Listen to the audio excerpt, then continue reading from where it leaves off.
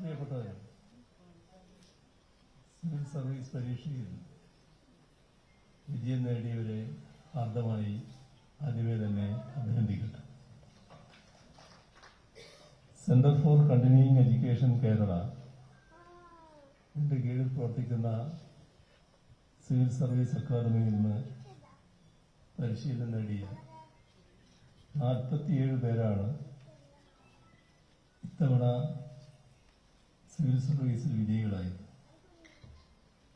കഴിഞ്ഞ തവണ 43 പേർക്കായിരുന്നു വിജയം കൈവരിക്കാൻ കഴിഞ്ഞു.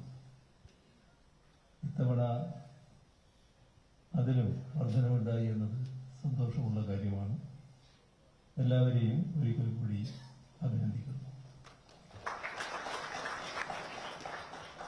ലോകം നൂതന സാങ്കേതിക വിദ്യയുടെ പിന്നാലെ പായുന്ന ഒരു കാലമാണിത്. ആർട്ടിഫിഷ്യൽ ഇന്റലിജൻസ്, മെഷീൻ ലേണിംഗ് ഇതെല്ലാം ലോകത്താകമാനം പ്രചരിപ്പിക്കപ്പെടുന്ന കാലം. ഈ ഘട്ടത്തിൽ നൂതന സാങ്കേതിക വിദ്യാ തൊഴിലുകളോടാണ് യുവാക്കൾക്ക് കൂടുതൽ ആഭിമുഖ്യം ഉണ്ടാകുന്നത്. അത്തരമൊരു സാഹചര്യത്തിലും പൊതുസേവന രംഗത്തേക്ക് കടന്നു വരാൻ നമ്മുടെ യുവാക്കൾ കൂടുതലായി തയ്യാറാകുന്നു എന്നത് വളരെ സന്തോഷകരമാണ്. പൊതുസേവന രംഗത്ത് തന്നെ നമ്മുടെ രാജ്യത്തെ സിവിൽ സർവീസിന്റെ ഏറ്റവും മുഖത്തെട്ടായി പരിഗണിക്കപ്പെടുന്ന ഒരു വിഭാഗമാണ് ഓൾ ഇന്ത്യ സർവീസ് ഉദ്യോഗസ്ഥർ.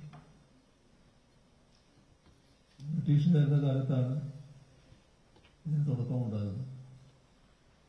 സ്വാഭാവികമായും അവർക്ക്, ബ്രിട്ടീഷുകാർക്ക് ഭരണം സുഗമമായി നടത്തുന്നതിനും അവരുടെ നയങ്ങൾ നടപ്പാക്കുന്നതിനും വേണ്ടിയാണ് അന്ന് ഇന്ത്യൻ സിവിൽ സർവീസ് രൂപീകരിക്കപ്പെടുന്നത്. നമുക്കെല്ലാവർക്കും അറിയാം, അധിനിവേശ ഭരണത്തെ പുറത്താക്കി ജനാധിപത്യ ഭരണം നിലവിൽ വന്നു. പക്ഷേ നമ്മുടെ ഉദ്യോഗസ്ഥ തലത്തിലെ പല ഇടപെടലുകളിലും ഇപ്പോഴും പഴയ ബ്രിട്ടീഷ് ഭരണത്തിന്റെ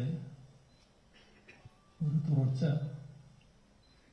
പിന്തുടർച്ച ഉണ്ട് എന്നാണ് കാണാൻ സാധിക്കുക.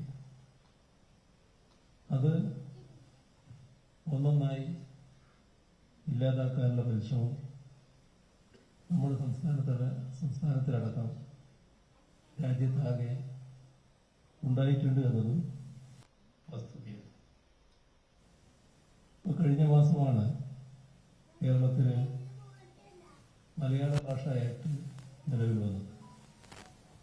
ഭരണത്തിലെയും നിയമ വ്യവഹാര തലങ്ങളിലെയും ഭാഷ മലയാളമാക്കുക എന്ന ലക്ഷ്യത്തോടെയാണ് ആ നിയമത്തിന് നമ്മൾ രൂപം നൽകിയത്. ഭരണഭാഷ മാതൃഭാഷയാക്കുക എന്നതിനപ്പുറം അതിനൊരു ജനകീയ സ്വഭാവം കൂടിയുണ്ട്. സാധാരണ ജനങ്ങളുടെ ഭാഷയിലായിരിക്കണം സർക്കാരും സർക്കാർ സംവിധാനങ്ങളും വിനിമയങ്ങൾ നടത്തേണ്ടത്. എന്നാൽ മാത്രമേ സർക്കാരും ജനങ്ങളും തമ്മിലുള്ള ഇഴയെടുപ്പും നല്ല രീതിയിൽ വർദ്ധിക്കുകയുള്ളൂ. സർക്കാരിന്റെ പ്രവർത്തനങ്ങളെക്കുറിച്ച്, തങ്ങളുടെ അവകാശങ്ങളെക്കുറിച്ച്, കടമകളെക്കുറിച്ച് ജനങ്ങൾ ബോധവാന്മാരാകുന്നതിനും ഇത് ഒഴിച്ചുകൂടാത്തതാണ്. ജനാധിപത്യപരമായ ഈ കാഴ്ചപ്പാടാണ് മലയാള ഭാഷ ആക്ട് പ്രാവർത്തികമാക്കുന്നതിലേക്ക് സംസ്ഥാന സർക്കാരിനെ നയിച്ചത്. ഭരണഭാഷ മാതൃഭാഷയാക്കുന്ന കാര്യത്തിൽ മാത്രമല്ല, എല്ലാ തലങ്ങളിലും ഇത്തരത്തിലുള്ള ജനാധിപത്യ കാഴ്ചപ്പാട് ഉയർത്തിപ്പിടിക്കാൻ നമുക്ക് കഴിയേണ്ടതുണ്ട്.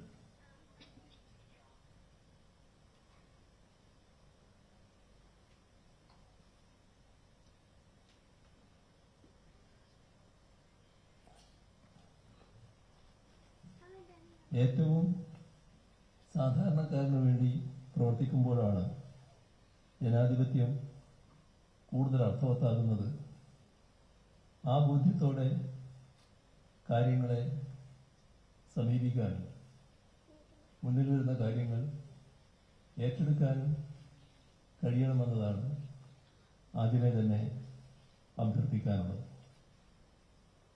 കൂടുതൽ മലയാളികളെ സിവിൽ സർവീസ് രംഗത്തേക്ക് എത്തിക്കുക എന്ന ലക്ഷ്യത്തോടെയാണ് സംസ്ഥാന സർക്കാർ 2005 സിവിൽ സർവീസ് അക്കാദമിക്ക് തുടക്കമിട്ടു. കഴിഞ്ഞ 2 പതിറ്റാണ്ട് കൊണ്ട് തന്നെ സാർത്ഥകമായ ഇടപെടലുകൾ നടത്താൻ ഈ അക്കാദമിക്ക് കഴിഞ്ഞിട്ടുണ്ട്. സിവിൽ സർവീസ് അക്കാദമിയുടെ പ്രവർത്തനങ്ങൾ നല്ല രീതിയിൽ വിപുലപ്പെടുത്തിയിട്ടുമുണ്ട്. ഇന്ന് കേരളത്തിലെ എല്ലാ ജില്ലകളിലും സിവിൽ സർവീസ് അക്കാദമിക്ക് സെന്ററുകളുണ്ട്. പൊതുസേവന രംഗത്തിന്റെ ഔന്നത്യം മനസ്സിലാക്കി കൊടുക്കുന്ന തരത്തിലുള്ള പാഠ്യപദ്ധതികൾ ആവിഷ്കരിച്ചാണ് സ്കൂൾ തലം മുതലേ കേരളം മുന്നോട്ട് പോകുന്നത്. വിജ്ഞാനം വിതരണം ചെയ്യുക മാത്രമല്ല നമ്മൾ ചെയ്യുന്നത്, അവയ്ക്ക് മാനുഷികമായ അന്തസ്സത്ത് നൽകി അവയെ ജനോന്മുഖമായ ഇടപെടലുകൾ നടത്തുന്നതിന് പര്യാപ്തമാക്കി തീർക്കുകയാണ്. ഈ ഒരു വിദ്യാഭ്യാസ പ്രക്രിയയിലൂടെ കടന്നു വരുന്ന ഒരാൾ സിവിൽ സർവീസിന്റെ ഭാഗമാകുമ്പോൾ അതിനൊത്തുള്ള ഗുണങ്ങൾ സിവിൽ സർവീസിന് സ്വാഭാവികമായി ലഭിക്കും.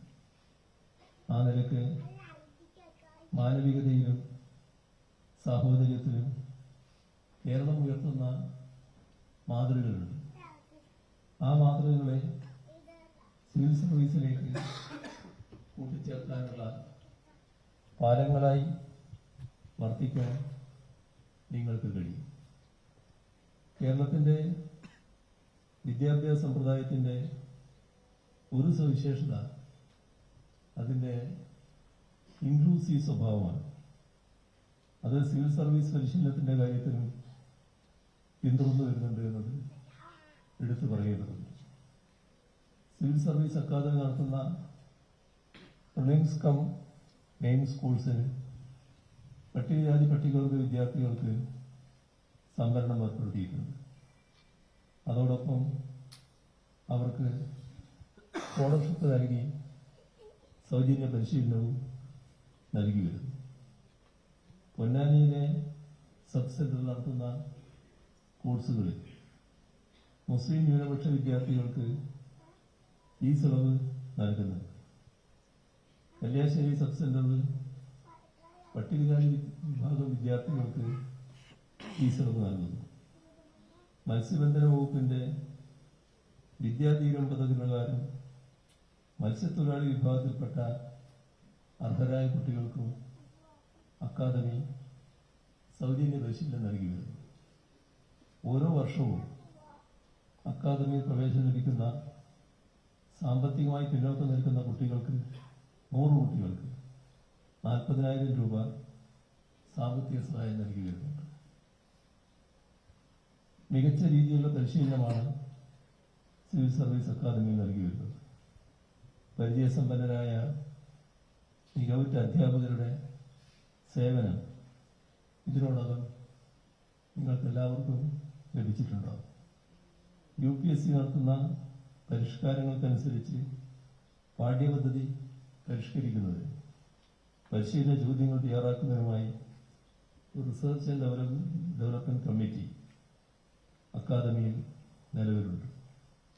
ഇവിടുത്തെ വിപുലമായ ലൈബ്രറി സംവിധാനത്തിന്റെ മേന്മ നല്ല രീതിയിൽ ഉപയോഗിച്ചുകൊണ്ടിരുന്നവരാണ് നിങ്ങൾ. അഭിമുഖത്തിൽ പങ്കെടുക്കുന്ന ഉദ്യോഗാർത്ഥികൾക്കായി സൗകര്യങ്ങൾ ഒരുക്കി നൽകുന്നുണ്ട്. ഇങ്ങനെ നോക്കിയാൽ മികച്ച രീതിയിൽ പ്രവർത്തിക്കുന്ന അക്കാദമിയെ കൂടുതൽ മികവിലേക്ക് നയിക്കാനുള്ള ഉത്തരവാദിത്വം കൂടി നിങ്ങളെ അർപ്പിതമാവുകയാണ്. വരും തലമുറയിൽ നിന്ന് കൂടുതൽ യുവാക്കളെ സിവിൽ സർവീസിലേക്ക് ആകർഷിക്കാനും പരീക്ഷയിൽ വിജയിക്കാൻ പ്രാപ്തരാക്കാനും കഴിയുന്ന തരത്തിലുള്ള ഇടപെടലുകൾ നിങ്ങളിൽ നിന്നുണ്ടാകുമെന്നാണ് പ്രതീക്ഷിക്കുന്നത്. നമ്മുടെ രാജ്യത്തെ വ്യവസ്ഥ ജനാധിപത്യ വ്യവസ്ഥയാണ്. അത് നല്ല രീതിയിൽ ഉൾക്കൊണ്ട് പ്രവർത്തിക്കാൻ നമുക്ക് കഴിയും. ജനാധിപത്യ വ്യവസ്ഥയിൽ മന്ത്രിസഭയുണ്ട്, ഉദ്യോഗസ്ഥരുണ്ട്, ജുഡീഷ്യറിയുണ്ട്. എല്ലാം കൂടി ഉള്ള സമതുലിതാവസ്ഥ നിങ്ങൾക്ക് അറിയാവില്ല. അത് കേവലമായ ഉദ്യോഗസ്ഥാധിപത്യ വ്യവസ്ഥയല്ല, എല്ലാം കൂടി ചേർന്നുള്ളതാണ്. അതുകൊണ്ട് തന്നെ ജനപ്രതിനിധി സഭ വളരെ നിർണായകമാണ്. ജനപ്രതിനിധി സഭ ഉണ്ടാക്കുന്ന നിയമങ്ങൾ, അതേപോലെ തന്നെ തെരഞ്ഞെടുക്കപ്പെട്ട മന്ത്രിസഭ ആവിഷ്കരിക്കുന്ന നയനിലപാടുകൾ, അതനുസരിച്ച് മുന്നോട്ട് പോകാനുള്ള ചുമതല ഉദ്യോഗസ്ഥ സംവിധാനത്തിൽ. സർക്കാർ നയനിലപാടുകളുടെ നിർവഹണമാണ്. ഈ കാര്യം ശരിയായി മനസ്സിൽ ഉൾക്കൊള്ളാൻ സാധിക്കണം. അത് തിരുത്താനാണ് ഉദ്യോഗസ്ഥർ നിലനിൽക്കുന്നതെന്ന് തെറ്റിദ്ധരിച്ചിരിക്കുന്നത്. സർക്കാർ നിശ്ചയിക്കുന്ന നയങ്ങളും നിലപാടുകളും നടപ്പിലാക്കാൻ ബാധ്യതപ്പെട്ടവരാണ് ഉദ്യോഗസ്ഥർ. അത് മനസ്സിൽ വെച്ചുകൊണ്ട് പ്രവർത്തിക്കാൻ കഴിയണം. നിയമങ്ങളും ഭരണഘടനയും ഇവയുടെയെല്ലാം അനുമതിയുള്ള എല്ലാ നടപടികളിലും സർക്കാർ എപ്പോഴും ഉദ്യോഗസ്ഥർക്ക് പരിചയമായി നിൽക്കും. എന്നാൽ നിയമവിരുദ്ധമായ ഭരണഘടനയ്ക്ക് യോജിക്കാത്ത നടപടികളുണ്ടായാൽ ഒരു സംരക്ഷണവും ആരും പ്രതീക്ഷിക്കേണ്ടതില്ലതാണ്. മതനിരപേക്ഷതയുടെ പക്ഷത്ത് നിലകൊള്ളുക എന്നത് ഏറ്റവും പ്രധാനമാണ്. ഒരു തരത്തിലുള്ള ചാഞ്ചല്യവും ആ കാര്യത്തിൽ ഉണ്ടാകരുത്. നമ്മുടെ ഭരണഘടനയ്ക്കൊത്ത് നിൽക്കലാണത്. വർഗീയതയല്ല, മതനിരപേക്ഷതയാണ് ഭരണഘടനാ മൂല്യം. മതനിരപേക്ഷതയെ സംരക്ഷിക്കുന്ന നടപടികളിൽ ഒരു തരത്തിലുള്ള സങ്കോചവും ഉണ്ടാകരുത്. അതൊരു രാഷ്ട്രീയ പക്ഷപാതിത്വമായി തെറ്റിദ്ധരിക്കാനും പാടില്ല. നമ്മുടെ ഭരണഘടനയുടെ ഏറ്റവും പ്രധാനപ്പെട്ട മൂല്യമാണ്. ഇന്ത്യൻ സിവിൽ സർവീസിന്റെ അടിസ്ഥാന ഘടകം തന്നെ ഇന്ത്യ എന്ന സങ്കല്പമാണ്. ഇന്ത്യയെ ഫെഡറൽ തത്വങ്ങളിലൂന്നിയ സോഷ്യലിസ്റ്റ് മതേതര റിപ്പബ്ലിക്കായാണ് നമ്മുടെ ഭരണഘടന വിഭാവനം ചെയ്തിരിക്കുന്നത്. വൈവിധ്യമാർന്ന സംസ്കാരങ്ങളുടെയും ഭാഷകളുടെയും ജീവിത രീതികളുടെയും എല്ലാം സംഗമഭൂമി കൂടിയാണ് നമ്മുടെ രാജ്യം. ഇന്ത്യ എന്ന ആധുനിക രാഷ്ട്രസങ്കല്പത്തിന്റെ അടിസ്ഥാന തത്വങ്ങളെ ബലപ്പെടുത്തുന്നതിനും അതുവഴി നമ്മുടെ ജനാധിപത്യത്തെ ശക്തിപ്പെടുത്തുന്നതിനും സിവിൽ സർവീസ് ഉദ്യോഗസ്ഥർ എന്ന നിലയിൽ നിങ്ങൾക്കെല്ലാവർക്കും കഴിയട്ടെ എന്ന് ആശംസിച്ചുകൊണ്ട് എല്ലാ വിജയികളെയും ഒരിക്കൽ കൂടി അഭിനന്ദിച്ചുകൊണ്ട്, പ്രശസ്തമായ നിലയിൽ വിജയിച്ചവരെ പ്രത്യേകം അഭിനന്ദിച്ചുകൊണ്ട് അവസാനിപ്പിക്കുന്നു. നിങ്ങൾക്കെന്റെ സ്നേഹാഭിവാദനം.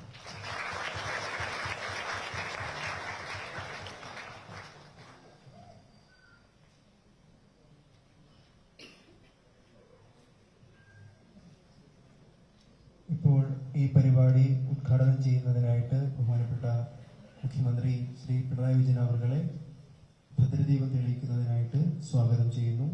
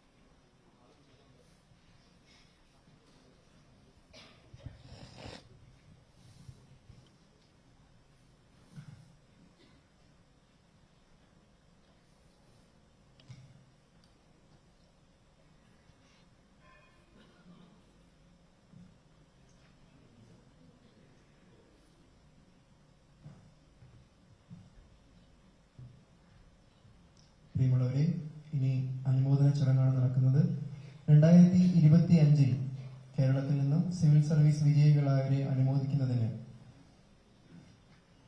ആദരിക്കുന്നതിന് ബഹുമാനപ്പെട്ട മുഖ്യമന്ത്രി ശ്രീ പിണറായി വിജയൻ സാറിനെ ക്ഷണിക്കുന്നു. പേരുകൾ വിളിക്കുന്നതനുസരിച്ച് ഓരോരുത്തരും സ്റ്റേജിലേക്ക് കടന്നു വരണമെന്ന് സ്നേഹത്തോടെ ഓർമ്മിപ്പിക്കുന്നു.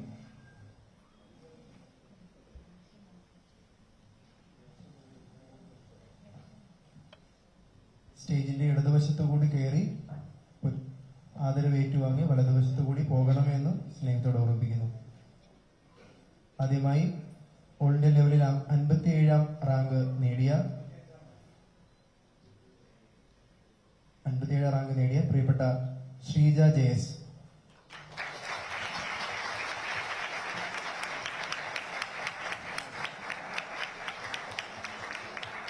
ഓൾ ഇന്ത്യ ലെവലിൽ 68ാം റാങ്ക് നേടിയ ആദിത്യ നാരായണൻ എച്ച്. അദ്ദേഹത്തിന്റെ സഹോദരിയാണ് വന്നിരിക്കുന്നത്. ഓൾ ഇന്ത്യ ലെവലിൽ 105ാം റാങ്ക് നേടിയ ഗോപിക ബിയുടെ പിതാവാണ് വന്നിരിക്കുന്നത്.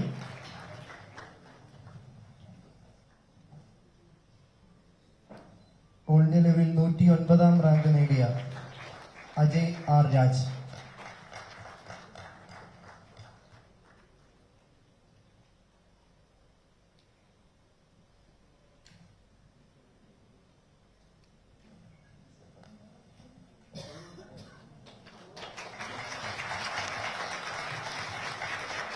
ഓൾ ഇന്ത്യ ലെവലിൽ 129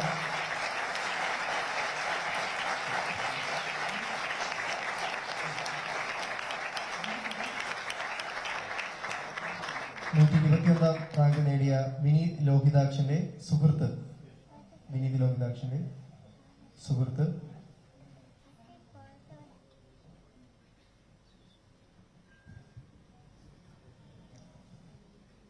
ഓൾ ഇന്ത്യ ലെവലിൽ 133ാം റാങ്ക് നേടിയ ശ്രീലക്ഷ്മി VC.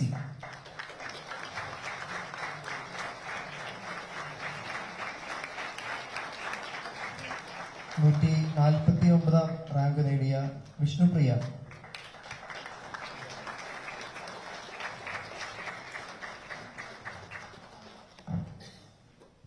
162ാം റാങ്ക് നേടിയ സൂര്യ VK.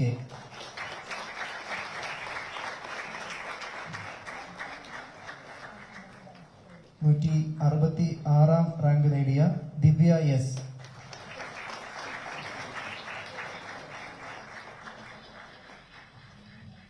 167ാം റാങ്ക് നേടിയ കാജൽ രാജു.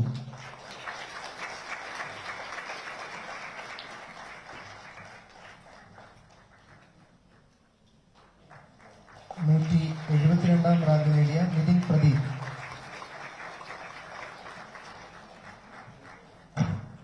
202ാം റാങ്ക് നേടിയ ഹൃദ്യ S ബിജു.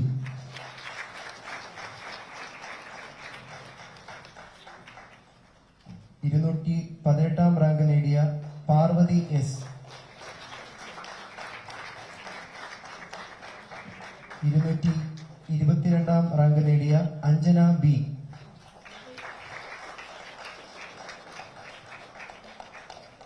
234ാം റാങ്ക് നേടിയ അഭിജിത്ത് അശോകൻ. 239ാം റാങ്ക് നേടിയ സ്മിത സാബു.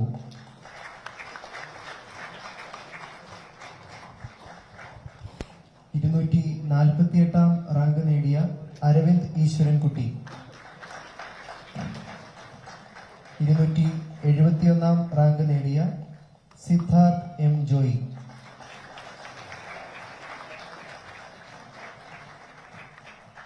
284ാം റാങ്ക് നേടിയ അനിഷ AS.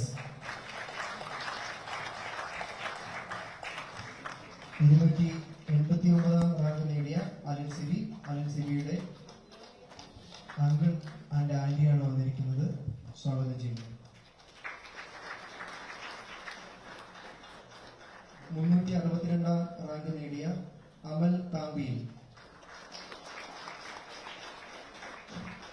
376ാം റാങ്ക് നേടിയ KR ലക്ഷ്മി.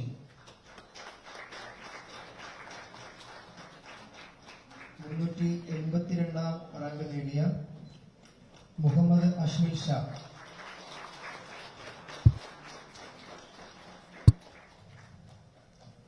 397 റാങ്ക് നേടിയ ജസീല ജന്നത്ത് പി.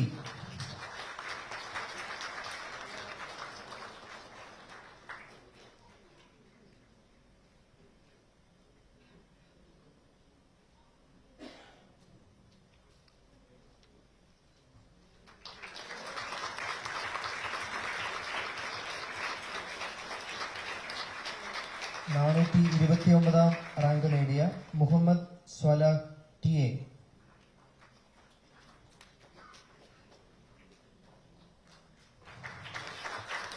451 റാങ്ക് നേടിയ അതിഥി കൃഷ്ണദേവ് B.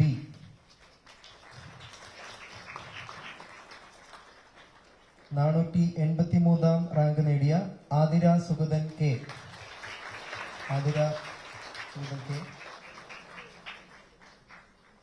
ശ്രീമതിയുടെ സഹോദരനാണ് വന്നിരിക്കുന്നത്. സ്വാഗതം ചെയ്യുന്നു. 497 റാങ്ക് നേടിയ ഷെയ്ഖ് മുഹമ്മദ് നിഷാദ് M. നിഷാദിന്റെ മാതാവാണ് വന്നിരിക്കുന്നത്. സ്വാഗതം ചെയ്യുന്നു. 511 റാങ്ക് നേടിയ ജഹാന സരീൻ BP.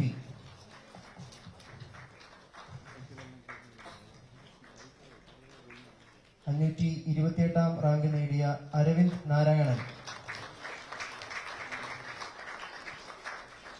536 റാങ്ക് നേടിയ പത്മജ സുരേഷ് A. 557 റാങ്ക് നേടിയ ആര്യ വാമനൻ. 558 റാങ്ക് നേടിയ അരുണിമ MS.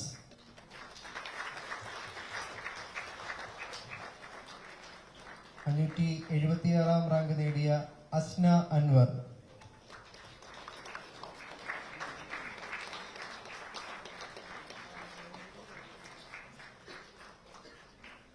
669 റാങ്ക് നേടിയ അജിന ജോസ്.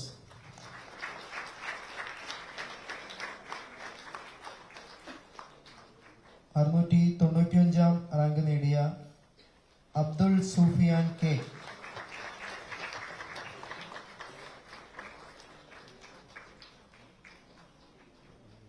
699 റാങ്ക് നേടിയ നിതിൻ RH.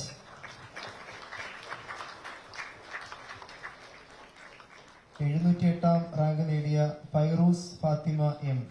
ഫൈറൂസ് ഫാത്തിമയുടെ പിതാവാണ് വന്നിരിക്കുന്നത്. സ്വാഗതം. 713 റാങ്ക് നേടിയ മുഹമ്മദ് ഹാഷിം K. 718 റാങ്ക് നേടിയ മുഹമ്മദ് സുഹൈൽ.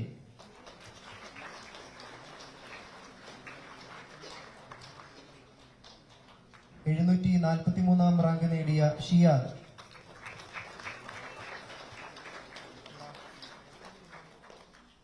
745 റാങ്ക് നേടിയ നന്ദന JS.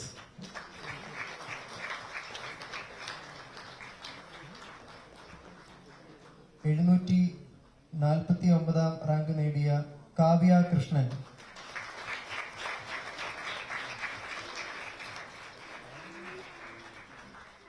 805 റാങ്ക് നേടിയ ഷാലു ജോസഫ്.